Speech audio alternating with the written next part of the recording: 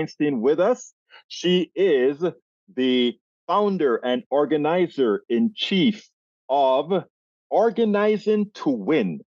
Anytime I hear organizing or organizing with the word win, that's what it's all about.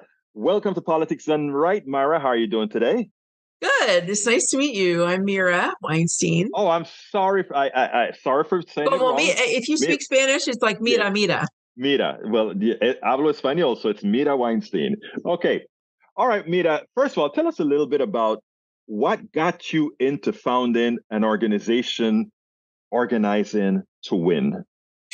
Well, my whole background is in organizing and political campaigns. And so there was a period where I was looking for my next opportunity, figuring out what I was going to do next. And I was interviewing, I was researching, I was networking, I was meeting with people, and nothing really fit. It just nothing really seemed to be right. And I had a particularly weird meeting at the end of 2019. It wasn't bad. It was just kind of, weird. And I walked out of that meeting thinking, first of all, I don't want to do that. Second of all, why am I killing myself? What I really want to do is help bring people together to build power. And whether I do that with one organization or whether I do that with lots of organizations, it doesn't matter. That's what I want to do. And so that's how Organizing to Win was born, because I Now, had this view that I wanted to bring people together to build power. now, Mira, you worked under, or rather, during the Dukakis campaign. You worked on that years ago. Did that influence, and all that went wrong in that campaign? Did that have an influence on you stating maybe we needed to do things a little bit different to reach the people we needed to reach? Because as you know, uh, Dukakis' loss wasn't really because of what he represented, but because of what others sort of imparted on him to represent. Well, I was 18 at the time. Um, it Okay, was the I get what she is young, audience. Well, not that young, but okay, thanks. Well, the first time I knocked on a door was 1988 during Hmm. that campaign. Right. And, at the time, I thought, I thought a lot of things. I was the only person in America who thought Michael Dukakis could win. I did. Okay, well, then two of us thought he could Okay. win. Yeah. But I also thought that if we could just elect all the right people, we could solve all our problems. Hmm. So I don't know if you've noticed, but none of those things happened. True. And so I started to I did a lot of different things. I worked with feminist activists at the National Organization for Women on these huge national mobilizations. And my theory of change, so to speak, started to evolve. I worked with union members on building stronger unions. And I worked with gun violence prevention activists, and I worked with teachers and former teachers who were fighting for educational justice in their communities. And my theory of change started to evolve, where I started to think, yes, we need to elect all the right people. We need to pass the right laws. We need to have the right leaders, but we really need to do more than win. Um, we need to build power. I was talking with one of my sort of formational organizing bosses. She was the first supervisor I ever had in actual organizing instead of political campaigns. And so I was talking to her about the difference between organizing and mobilizing. Hmm. And she said, she thought about it for a second. She said, organizing is transformational. And I sort of understood what she meant at that time. So we have to win, right? We have to elect all the right Hmm. people. We have to pass the right laws. We have to have the right leaders in place. And we have to do more than win. With the Mira, I mean, I love what you just said because earlier today on my on-air program, KPFT 90.1 FM show, Politics and Right, a caller called in. First of all, an initial caller called in and spoke about those people that simply have given up on voting. And it was specific, he was specific to Black men not voting. And, a Black guy called in and he said, yes, he was talking to me. And yes, I don't see the value in voting anymore because, we don't really get a choice on who to elect. Here's what you've just said to us. You've said, wait a minute, it's not just enough to elect the people, the right people. There is more. And I was trying to explain to the young man that there was more. And I think that is what you're alluding to as far as organizing above and beyond the elected. Did I get that right at all? I think so. I think about political campaigns as mobilizing. Mm-hmm. I have a friend who is a longtime organizer who is really brilliant. And he says you have to organize before you can mobilize. And so Yes. organizing is this sort of intangible, squishy, abstract thing in some ways, where I think about the definition of organizing is bringing people together to build power. And when those people are together, when we have consensus, when we trust each other, when we have relationships with each other, we can move together to mobilize. Right. Right. It's interesting, Mira, because and this is for the wrong cause, but it's exactly what you're talking about. If you look at the consistency of, let's say, the Trump voter, the ones that he can do no wrong for, there is a strong trust among that group, as well as trust even to a person that isn't trustworthy. But they're exhibiting all the things that you would like to see, simply, however, on the correct side of values. I think so. It's tough to make that shift, right? Hard to put myself in those shoes. I know. And I think that there's something special and different about that group of folks. And I haven't quite figured out what it is. I think that there was similar um, following Mm-hmm. to Obama. Mm-hmm. But of course, I'm an Obama supporter, so I think it's different, Right.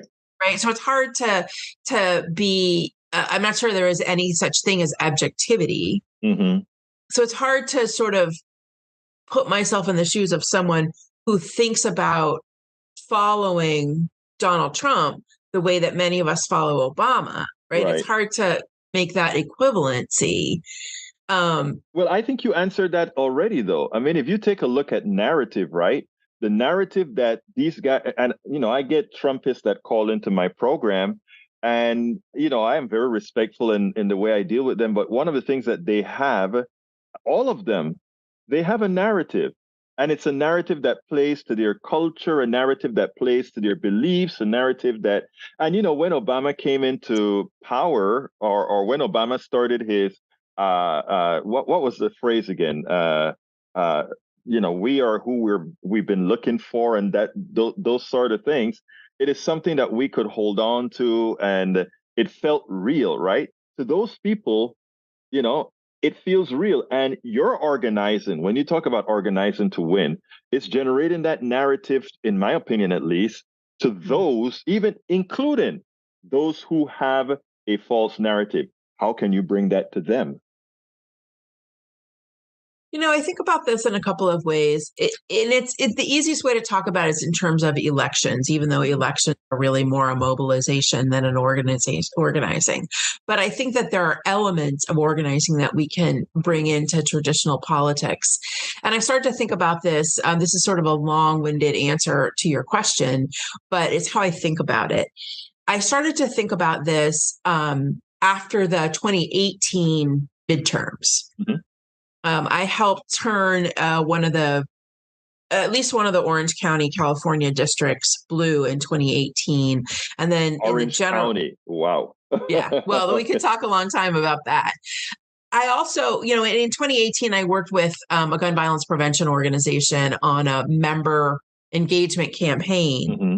But after that election, I was talking with someone who was also involved in one of the flipped districts. Mm-hmm. And she was telling me, we have all these fabulous volunteers who want to keep going, but we don't have anything for them to do.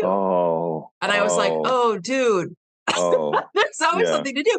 But it got me to thinking, because I thought, in 2018, there were folks who voted for Democratic U.S. House candidates because they didn't like to see children in cages. They're not going to be with us on gun violence. They're not going to be with us on certain issues. Right. But they didn't like to see kids in cages. And I thought to myself, those people are not ours forever. But that's because we don't have a relationship with them. Amen. Right? Yes. And if we could apply some kind of relationship building, traditional organizing tactics to these communities, then we may be able to shift them. So I was thinking about that and kind of spinning up the organizing campaign in my mind and talking with another friend of mine, who's been really instrumental in the shift that Orange County has made. I was talking to him about this, and he said, well, that's right. And there are also folks that we're not talking to, and that's why they're not involved. And so I was thinking about that as you were telling the story of the caller, because there's also a community of people that we're just not talking to, right? And so, because they don't vote because we don't have a relationship with them. Right. So why should they? There's been a 50-year campaign to convince many communities of people that politics is just not about you. Oh, don't worry about it. Politics isn't about you. And we're not talking to them, right? So why should they vote? Of course, they're not going to engage with us because we're not talking to them. And so it's these two communities of voters or potential voters that we're not talking to, that we have no relationship with, right? And that's the basis of organizing, is when you build a relationship, you can move into action together.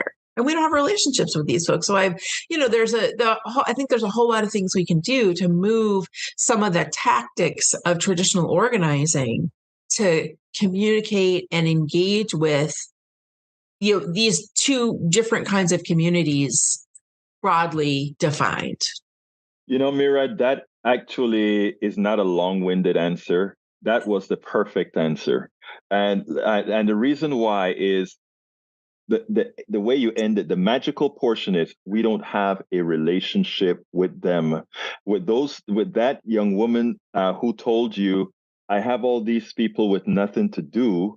They have a lot to do, building relationships. And there's an interesting thing, because I'm in Kingwood, a very red district, probably much redder than what Orange County used to be.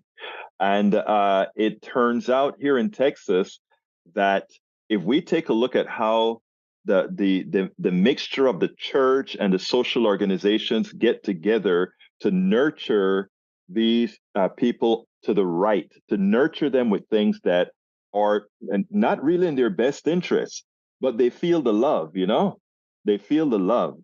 So they follow the love.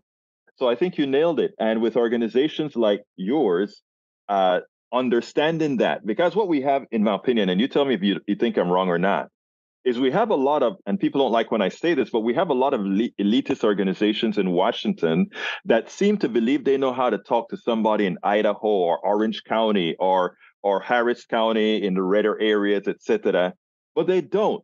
But those are who get paid to come with the analysis. And then a Mira Weinstein is trying to build funds for organizing to win, have to go scratch to be able to do what she just proved needs to be done. So, well, let's be clear. I'm not the only one who has this brilliant idea. No. I understand. And I wasn't trying to imply that. I'm trying to say I know a lot of organizations like yours that are doing the necessary work to go out there and do exactly what you said, right? But again, they need the recognition, they need the funding, they need all these types of actions to actually get moving. Yeah. Mira, look, Give me a closer. Tell me what I should have asked you that I didn't. Tell me something that you wanted us to cover more in detail. Let's close this baby out. I think we can't be afraid to talk about power. Power is neutral, and sometimes we get hung up or intimidated out of talking about power. Yet power is the ability to act.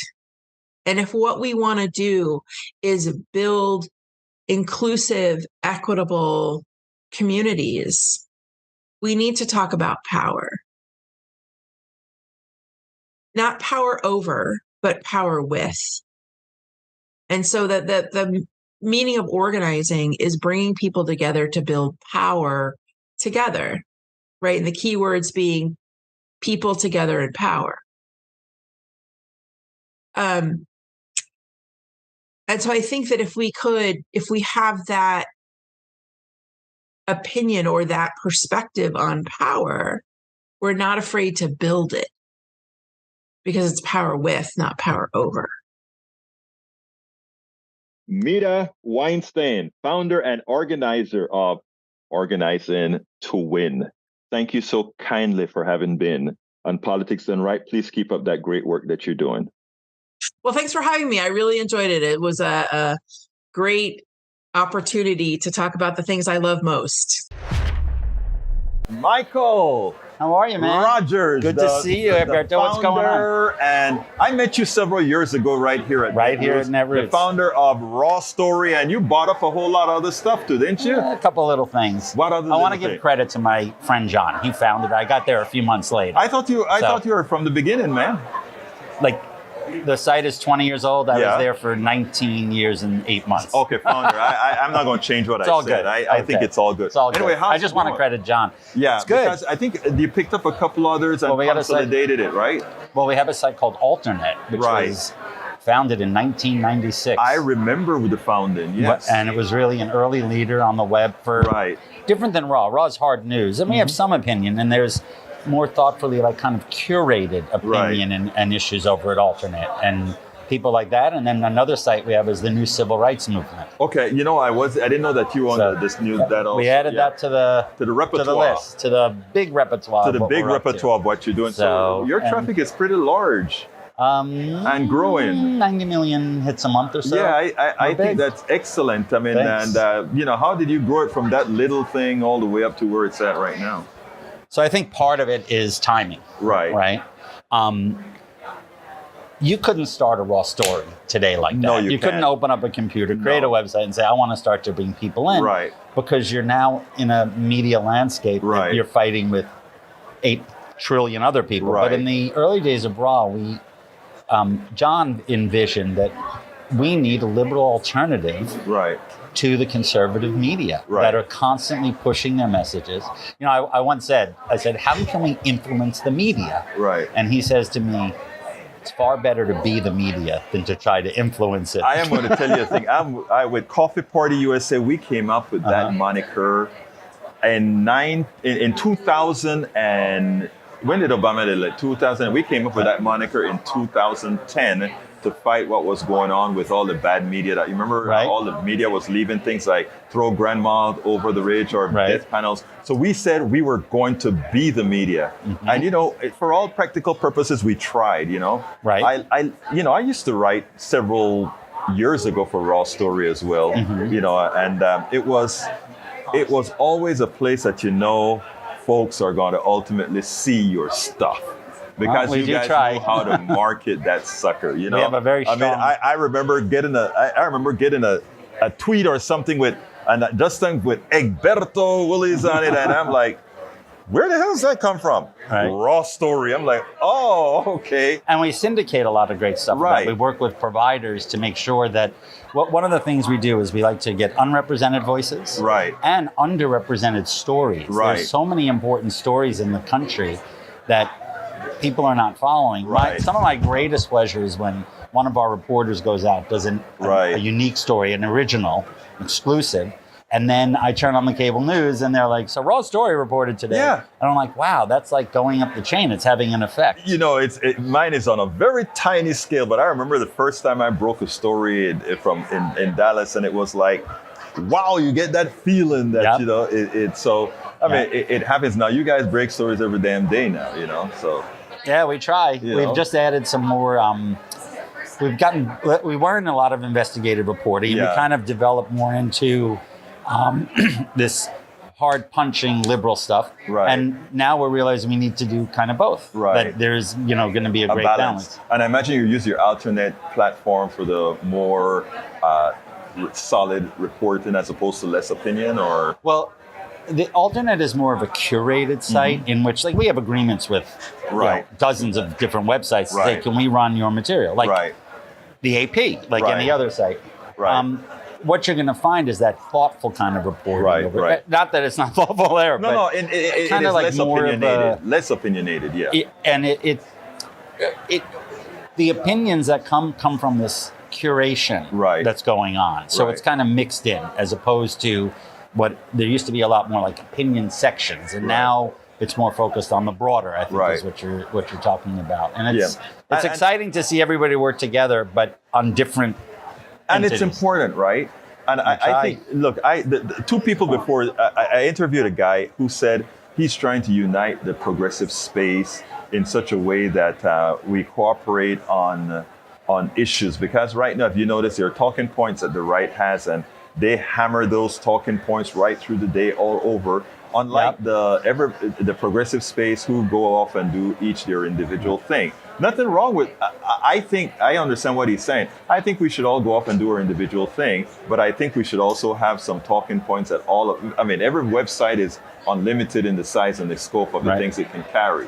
Of course. Right? So I wish I personally, I don't have the time, but if somebody were out there that says, we in this space are going to have these talking points for the day, and we all have a consortium that does that, I would be for that. We need to find a way to bridge. Like, one of the examples I use is this. The environmental movement wants to protect the environment. They want to make sure that our land and our lakes and are free from contaminants and da-da-da-da. The labor movement that we love wants to have jobs building pipelines. Exactly. Right. So how can we come together with labor and educate them about, well, what does it really mean? This 8,000 jobs, once it's built, are 9 jobs of people sitting in front of a monitor. Exactly. So when you start to, and that's the kind of coalitions that we need to be building. Exactly. And I have an old line. It's not my line. It may have been, you may have heard it, but it's like this. It goes like this. You take 100 conservatives and you put them in a room, and if they disagree on 99 things and agree on one, they're walking out of that room fighting for the one issue. Exactly. You put 99 liberals in a room who agree on, you put 100 liberals in a room, 99 of whom agree on everything, they will walk out fighting about the one thing. But you know what? It's a stereotype, but it's true. And we don't need to leave that stereotype. What we need to do is build on that stereotype. In other words, that is okay, but it's also okay for us to say we're going to concentrate on we're going to give some space to that one thing we disagree on and work on the other 99. Right. And if you're in that little disagreement space, how do you affect the other 99? Exactly. What do we do to get? And who is the enemy here? Right. That's most importantly, who is the enemy? Exactly. Exactly. So you're at this. Kind of inflection point where there's all these exhibitors and all these people, and I don't like you, and you do this and you do that. But at the end, somehow it comes together. But I agree, we lack a Frank Luntz. Yes. Frank Luntz, who I can't stand, does an amazing job. We were talking about him a few minutes ago. No one's doing that on the left. Yes. No one is pulling together these focus groups. Like, pick an issue, right? Like, the right wing is going to pick an issue, and they're going to use it as a wedge and do whatever they had. The Democrats need better, like the issue of gender care, okay? This is a big controversy all over the country. Right. They are going to make it one of their top 4 issues in the campaign when we're talking about 9 people in the country, right? The Democratic talking point is simple. Ladies and gentlemen, all of this is not worth anything. It's all a show. It's all practice for controlling bodies. And what controlling bodies is about is abortion, abortion, abortion. And then never stop saying the word abortion. Exactly. But that's not us. No. We're going to use this as an opportunity to try to educate Jerry Falwell. As if we're going to get Jerry Falwell. We will never educate the Jerry Falwells of the world. 10% and 20% of the population don't waste your time. And the reason I'm not talking any specific technical or political issue with is because there's a political issue we need to talk about, and then there's a transport. And I call the media the transport. And we have to perfect the transport. And that is where we're not yet, perfecting the transport. And people give you a hard time in some of the way Raw Story moves their stories, the sensationalism of the stories. And here's what I put out there. I've learned headlining from Raw Story in this manner. It doesn't matter what your headline is if somebody's not going to read your story. So you want to give a headline for people to read your story, and you're not fooling them. You're just attracting their attention to read a solid amount of information. And I understand, listen, we live in a partisan world. We're partisan. I always say we're biased. Exactly. We're biased toward the truth. Yeah. Right? So... But I'm going to give you an example. It's irrelevant to me now. We have a thriving publication. We have 30 people. But when we were young, we would go to progressive organizations. Yes. We went to the left. Can you give us some ads? Here's the traffic. We have, nah. You go to Breitbart. You want to talk about the money being pumped in? We're bigger than Breitbart on the web in terms of numbers. You want to talk about the money that the right wing shovels to their media, and not only that, paid. Exactly. Now, like I said, I've had this thing, like when this old ad company messed with 20 bloggers, right, and took away ad money. I fought the fight, but made them whole first, because that's what's happening. These big outfits are taking advantage of the little guy to depend on them. It's important, but I compare it to their successes. We have successes, but when I compare it to theirs, it's always about the messaging, and we do not put enough. Well, let me just tell you, and I'll put you on the line here, or put you on the spot here. I think with your platform and your 90 million views that you have, one of the next, and take it or leave it, one of the next steps is how to make that. I mean, if it's for the movement, if it's not just a commercial issue, if it's for the movement, that has to be leveraged. There are not many places like you out there. So you need to make money, in my opinion, and at the same time, gotta pay the bills. Pay the bills, of course. But leverage that authority, that notoriety, in order for us to grow this space. Because again, if the space is grown, well, you're the big daddy in the field. You're the big daddy in independence, all right? We try. No. I mean, let's look at the numbers. You're the big daddy in independence. So, I mean, as the big daddy in independent media and so forth, I think comes a lot of responsibility as well. I agree. One of the things that I think is really important about that responsibility is finding those stories. Right. There was a kid who was killed. Trayon White. No one heard of him. No one knew. Till we run a story, and it blows up. And then that night, it's on MSNBC and the others. And there we are. And that to me is, we're not going to get the credit. We're not going to get some big award. Look, I've seen people get Pulitzers for exposing stuff we exposed 6 months before. So, but that's like the Oscars. That's all so internal. It's so meant. We got to pump up the traditional papers. Got to push that. So you do the work, then they take it. But, in a way, if that helped to motivate the work, that's the kind of stuff that I get the most excited about. And again, that's the difference between a paper that's, you want to make a lot of money because with money you can do things. But altruistically, it also means that you get the positive job done. Because there are too many, the other side, the idea is they're just in it for the money and they'll lie for it. We tell the truth, and at the same time, we can use our notoriety to make money. And I think as long as our progressive press do that, it'll be fine. I would like us to work a lot more together. I'm talking about the totality of what we do, because I think given that more Americans agree with the values that we support, I think, of course, I think it is imperative that we do that. That's why our campaign this time around should be absolutely abortion. Every other word. That's the closer. That is what the people care about. Right. Go look at all the surveys. I mean, it is clear as day. But we'll find a way maybe to... Well, no, I have hope. I'm sorry, I hate the word hope. We are going to get it done. And it takes, and again, with a platform like yours with 90 million, with what we are doing here and there, my little platform with Rick Smith, little platform, and but you're reaching the core.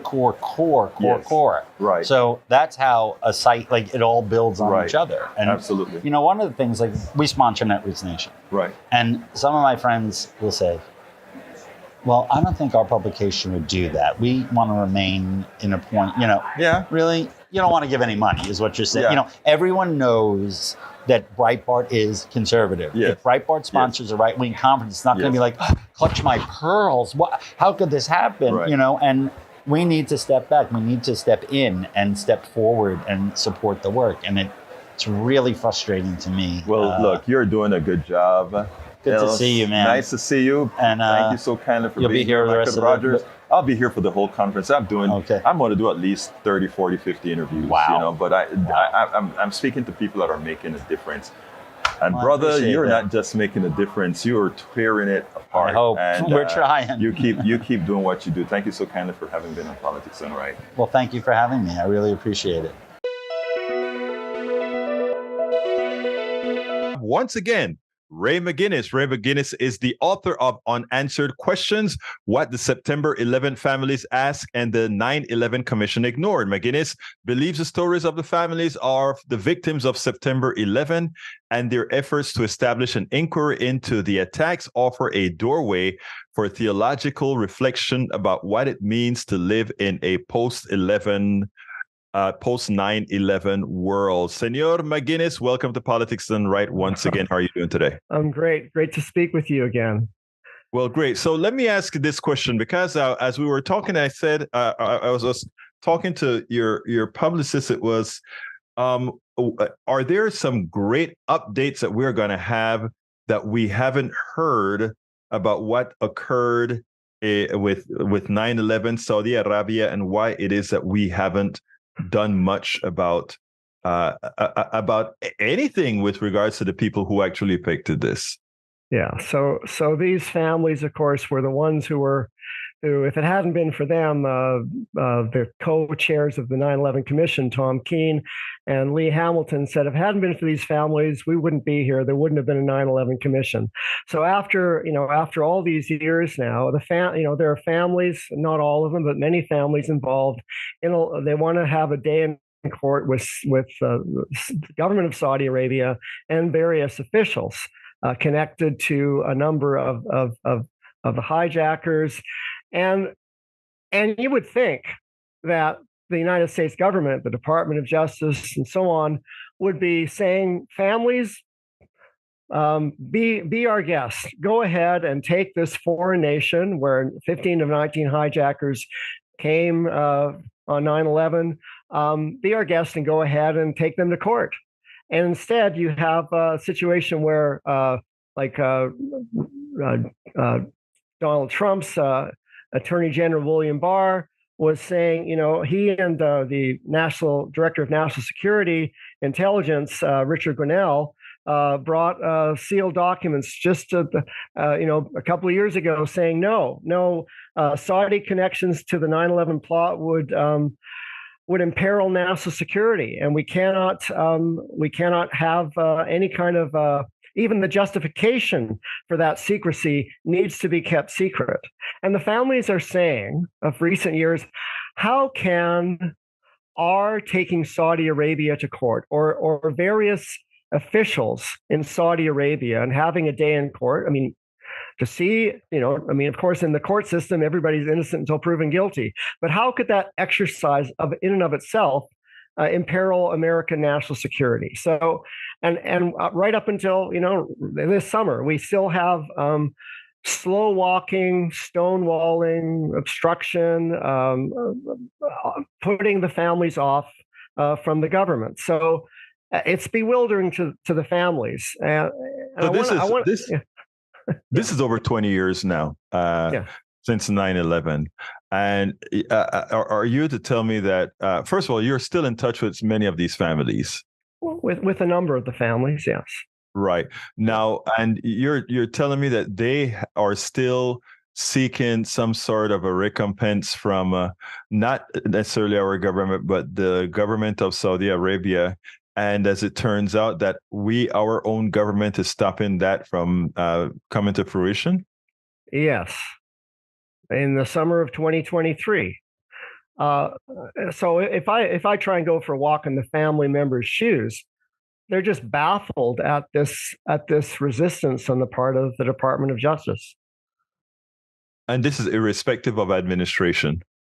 Yes, yeah, it's and so I want to add that in addition to the matter of Saudi Arabia, I mean you have the matter of the United Arab Emirates, where there were several hijackers as well, and the decision making of the former counterterrorism chief Richard Clarke and his close relationship with United Arab Emirate royals, and he on several occasions he tipped off the royals to let Osama bin Laden know that the CIA was trying to apprehend him, and both.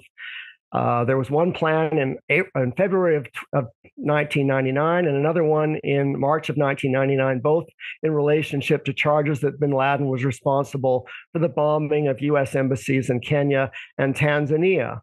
And this is a matter of public record, but the families want to know, well, why would you make that call, as counterterrorism czar, when your job is to keep the nation safe? And for the families, they're saying, well, what would have happened if Richard Clarke hadn't intervened to prevent that plausibly successful apprehension of bin Laden in the spring of 1999? Maybe in 2001, he would have been, defending himself in a court of law against charges of bombing embassies in the east coast of Africa and not being involved in no time to plan the attacks of September 11th. So, so for the families, it's just, there's an awful lot of odd decision making by people in key positions. Now, do we have any recent? Well, let me put it this way: do we have the families? Because we don't hear this on mainstream media at all. With whether any families are trying to seek, still after 20 years, trying to seek some sort of a recompense from the Saudis or the Emirates or other places where these hijackers came from. Nobody, in effect, talks about it anymore. Is it that they don't get any coverage? What is the issue? Well, I have been able to find a few places where it's discussed, but they're not like the it's not being reported on CNN. And I want to say as well that even over in the United Kingdom, there's a family. Jeff Campbell died in the North Tower. He's from London, England, and his family over there was trying to get satisfaction to open up, have a new inquest, a new autopsy, a new inquiry into his death. And the judge in London, England said, no, you can't look at this again. We're not discussing this. So it's definitely the families run into things in the United States, but even in other countries. So it's bewildering for the families to run into this resistance in the United States and in the UK. No, what's your opinion as far as what's going on? Well, the 9/11 Commission, their report that came out in the summer of 2004 was largely kind of the talking points for what the report would find. Were written in March of 2003 by the executive director, Philip Zelikow, and another person, Ernst May, basically describing what the report would conclude. And it seemed that the families who were surprised that you would kind of pre-script what you were going to find, don't you want to just go and ask questions and then write your report later on instead of deciding ahead of time what your story is? And so there was there was a sense. Wait. Hold on a second. Let me see if I understand what you just said.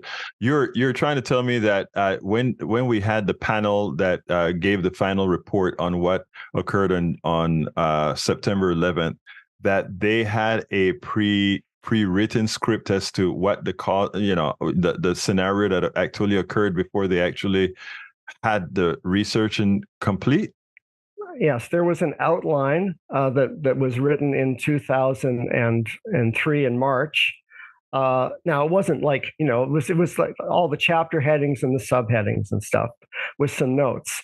And when it was kind of leaked to numbers of the 80 staff of the 9/11 Commission and to the families in I think the spring of 2004, and they, I remember talking to Bob McIlvaine, whose son Bobby Jr. died, and Bob McIlvaine, this is shocking that you would have kind of a crib notes for what your report is going to find, and the outline and the chapter headings and the subheadings are a mirror image of what the report chapter headings and subheadings are. So it makes families wonder, well, there was concern that some of what was going on with the 9/11 Commission itself was that a report would come out that would not embarrass the president or his reelection chances, which for some families, they said that just shouldn't be an emphasis at all. Now, how would people from around the other side of the world affect the president chances? I guess I'm trying to figure out why is it that they were so concerned? It seems to me like it has to be more sinister than that. I mean, why would the president be concerned about these are foreign terrorists who did this job? Unless why would they be concerned? Well, I want to clarify when I'm talking about in terms of the president being embarrassed. It has to do with that the report that would be issued by the 9/11 commissioners in July of 2004, that report would not have anything in it that would embarrass the president to hamper his reelection chances in 2004 in November. Maybe something like they didn't do their due diligence with all the evidence that comes out that says planes may be used to attack the building, that sort of a thing. Is that what we're talking about? Yeah. So maybe they would say that there were decisions by key people. I mean, the story that we were just blindsided and we couldn't have known doesn't make sense in the face of 14 other nations that gave warnings that people are making decisions on the one hand saying, George Tenet saying, the CIA director saying my hair is on fire, Richard Clarke saying something really big is going to happen. And then nobody thinks that maybe the CIA and the FBI and the INS need to sit down together and talk about what do we do if we think something really big is going to happen. So it's around decision making, and I mean, there are questions families have around. I mean, on the one hand, when it's clear that there is an attack, the Secret Service uses its correct protocol, which is to take the Vice President Dick Cheney away right away. No questions asked. We're taking you out of your office and off you go to the bunker. And meanwhile, George W. Bush is sitting for 20 minutes, half an hour in front of a class reading a story about a pet goat, and nobody thinks that the president might be in danger if this is a surprise attack. So there's lots of questions around these kinds of things that the families still have that just were never explained. Now, about how many families are still still trying to get some answers now? Because we were talking about during this event, probably over 2,000 families that were impacted by 9/11. Yeah, there's just short of 3,000 individuals who died. So then you have tens of thousands of people who are variously mothers, fathers, impacted. Sisters, brothers, nieces, nephews, so on, grandparents, grandchildren, and so on. So, there are certainly many families who, after years after the report came out, have decided to go off to, have a private life. But there are still I think a couple thousand families still involved in this particular lawsuit regarding Saudi Arabia. And I think for some of the families, it's simply a matter, we want the Saudis to take responsibility for what happened.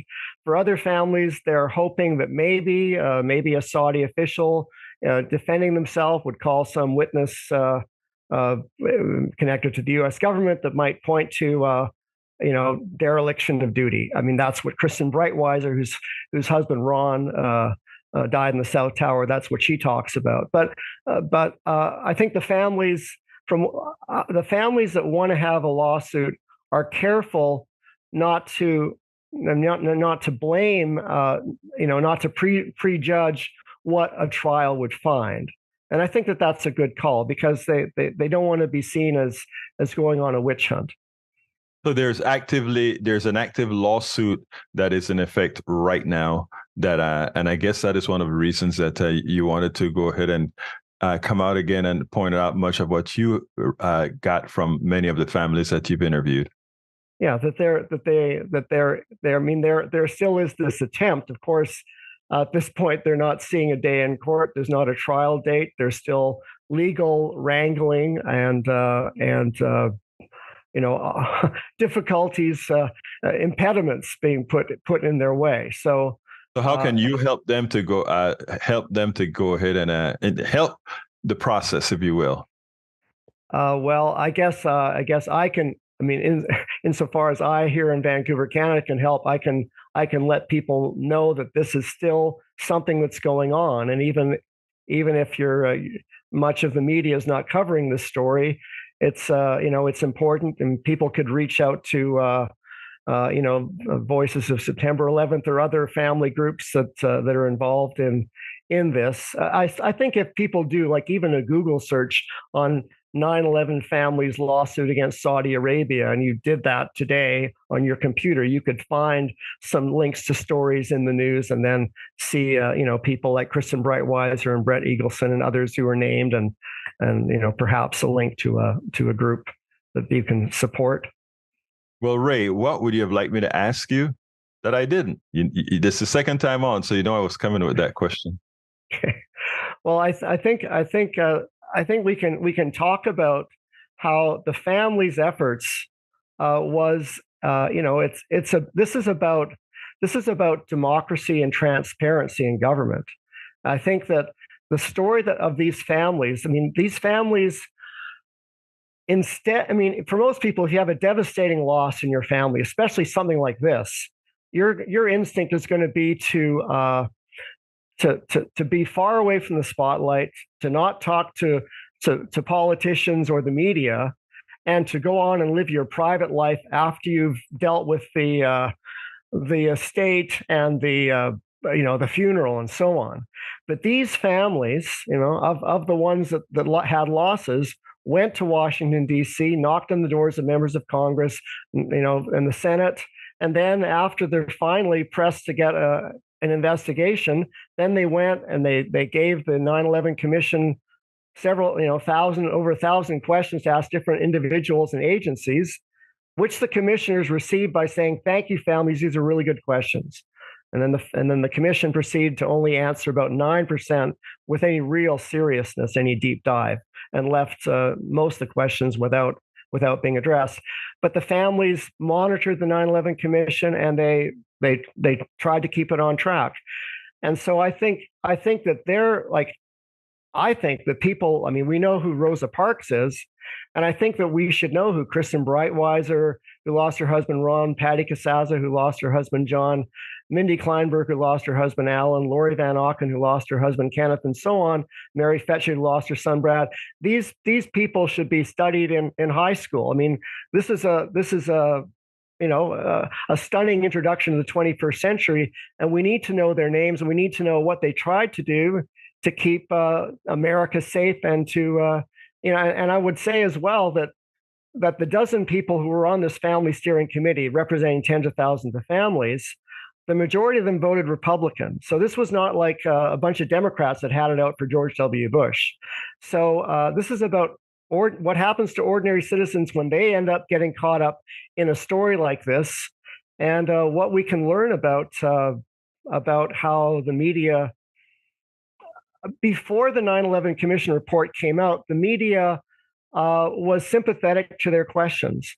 And then after the report came out, for the most part, there's exceptions like Harper's Magazine, but for the most part, the media circled the wagon, said the report was a great report, and largely went on and ignored the family's questions that were left unanswered. So it's a cautionary tale. It's a cautionary tale. Ray McGinnis, author of Unanswered Questions, What the September 11th Families Asked, and the 9/11 Commission Ignored. Thank you so kindly for having been on Politics Done Right. A pleasure. Thanks so much. If you want to see the responsibility, if you want to see the lack of morality, if you want to see outright degeneracy in a nice face, in a pleasant narrative, you just have to listen to Cassidy, Senator Cassidy out of Louisiana. Why? He claims that he does believe that Donald Trump is guilty, and they think that the paperwork, the where he kept on the papers that he held on to, he said that's a slam dunk. It seems like that's a slam dunk to keep all the classified records. And he also thinks that maybe where they have him on tape claiming that, get me more votes, also likely make him guilty. So Cassidy says, with a straight face, I think he should drop out of the race. Anybody on the stage that goes ahead and support Donald Trump, anyone on the stage supporting Donald Trump in any of these debates would make a better candidate than Donald Trump, a better president than Donald Trump. Great. So far, that sounds pretty good. I want you to listen to what he says there and what he says thereafter, because it's the thereafter that shows that these folks have no morality, no soul, no real patriotism, no interest in a country moving forward in a positive direction. I want you to listen to this, and then we'll take it on the other side. Let's talk now about the presidential race. Donald Trump, the former president, he is facing federal charges over his efforts to overturn the election. And you did vote to convict him in his impeachment trial after January 6th. You said, quote, because he is guilty. The former Attorney General, Bill Barr, says that the charges that have been brought against him are, quote unquote, responsible. Do you agree? Well, I'm not an attorney. There's 91 charges, I think. I think the charge that seems most likely, seems almost a slam dunk, is the one related to mishandling of classified documents. So I can't comment on the rest of them because apparently you have to prove state of mind. You'll have attorneys after me that can comment on that. But there's at least one, which is the mishandling of the federal documents, which is seems, again, a very strong case. They have a tape recording of him speaking of it. If that is proven, then we may have a candidate for president who has been convicted of a crime. I think Joe Biden needs to be replaced, but I don't think Americans will vote for someone who's been convicted. I'm just very sorry about how all this is playing out. Do you think that Donald Trump should drop out of the race? I think so. But obviously, that's up to him. You're just asking my opinion. But he will lose to Joe Biden if you look at the current polls. I'm a Republican. I think any Republican on that stage in Milwaukee will do a better job than Joe Biden. And so I want one of them to win. If former President Trump ends up getting the nomination but cannot win a general, that means we'll have 4 more years of policies which have led to very high inflation, to a loss of purchasing power for the average American equivalent to $10,000, and to many other things which I think have been deleterious to our country's future. So if Donald Trump does ultimately win the Republican nomination, will you vote for Joe Biden or the Democrat over the Republican on the ticket? I'm going to vote for a Republican, but my threshold issue for any person who wants to be the leader of our country is, will you take care of the issues before us? Both Biden and Trump both have the same policy on Social Security, for example, which is to do nothing. Unfortunately, Social Security is going insolvent in 8 to 9 years, which means that somebody watching this who's getting Social Security is going to get a 24% cut.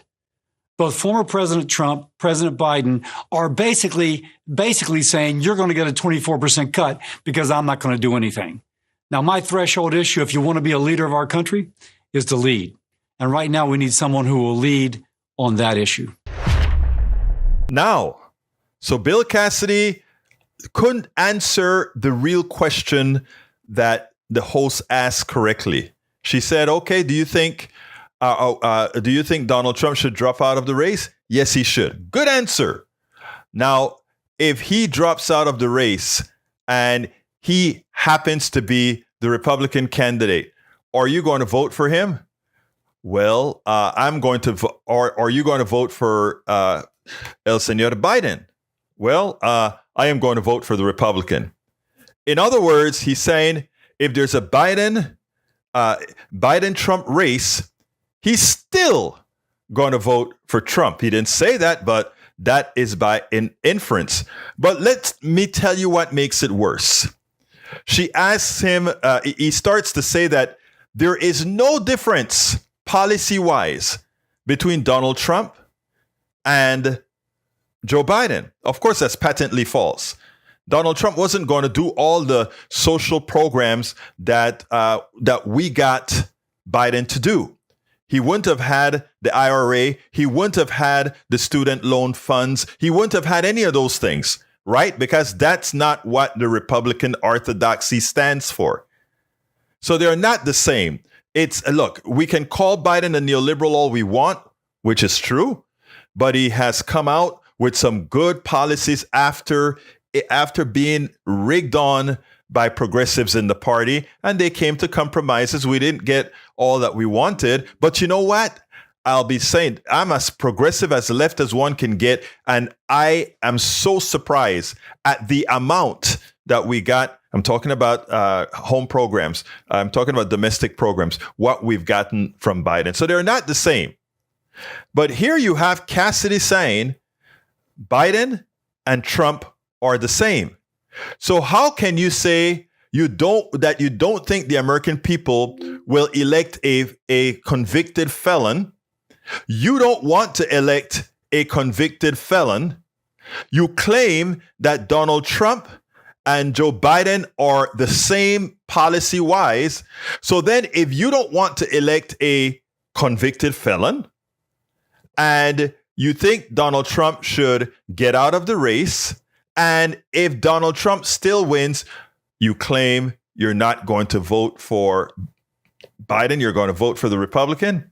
That just shows that you have, first of all, your words mean nothing. Your words mean absolutely nothing, Senator Cassidy. It shows that this has nothing to do with morality. This has nothing to do with law and order. This has nothing to do with anything other than all you want to ensure is that a Republican is in power, irrespective of whether that Republican is a felon or not. My name is Egberto Willis. This is Politics Done Right, and you guys know how I end this baby. I am what?